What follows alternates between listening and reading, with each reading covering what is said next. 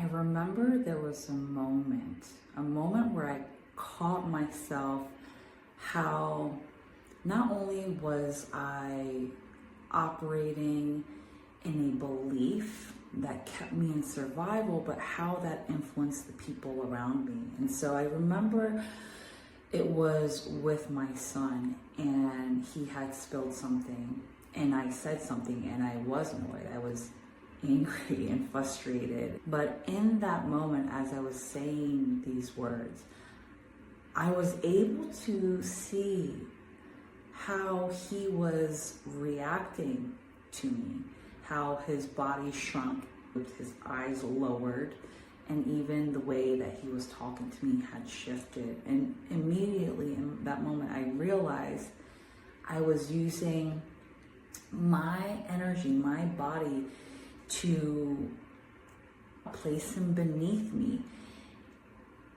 And the story was, you need to behave. You need to behave because I am your mother. You need to behave because I am your mother and I'm a single mom. You need to behave because I am a single mom and I am lacking the resources. And if I went further, it was, you need to behave because everything outside of me has to be controllable. Otherwise, I am not safe. Do you see the pattern here? And it's so subtle. And I remember how often I used to yell at him and realize, like, wow, I didn't even realize, and I would continue talking to him like this every time he would do something that was out of my control. And then I had conditioned his body to shrink.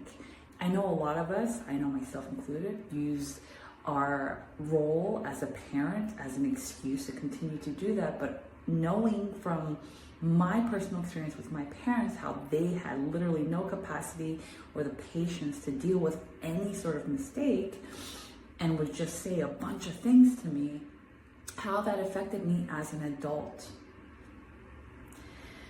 And it's so hard when you do this work, when you initially first do it. And I feel like there's still moments where it feels hard from a place of, wow, I've been so conditioned to operate a certain way that actually being in survival mode is much easier than being out of it because it's just so embedded in my body. And so I'm literally defending, validating, proving all of these beliefs that I am lacking. I'm continuing to affirm that through showing up that way, through showing up unconsciously.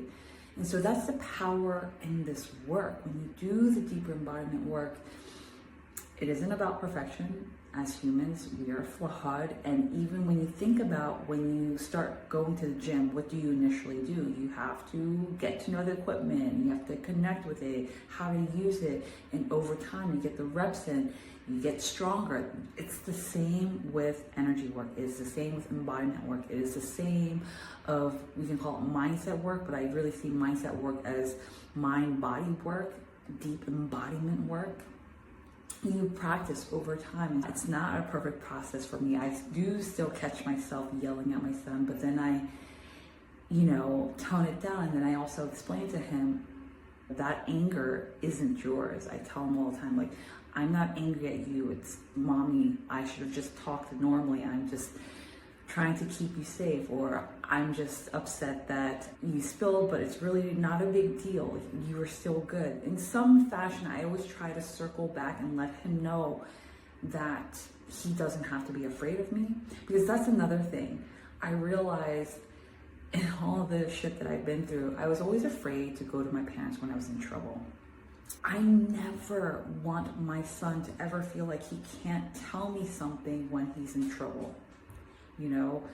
And I think when we can recognize the power we have as parents, as mothers, not just about our children either, I'm realizing in all the ways as a single mom, and given the circumstances I've been given, how I've perpetuated and affirmed my lack as a woman, as a mother. And so motherhood has really been this deep, deep, deep initiation to really dismantle who I'm not.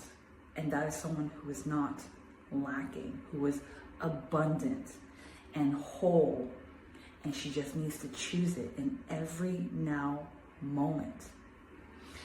This is powerful, powerful work, and it's really just about slowing down, feeling into your body, getting really honest with yourself.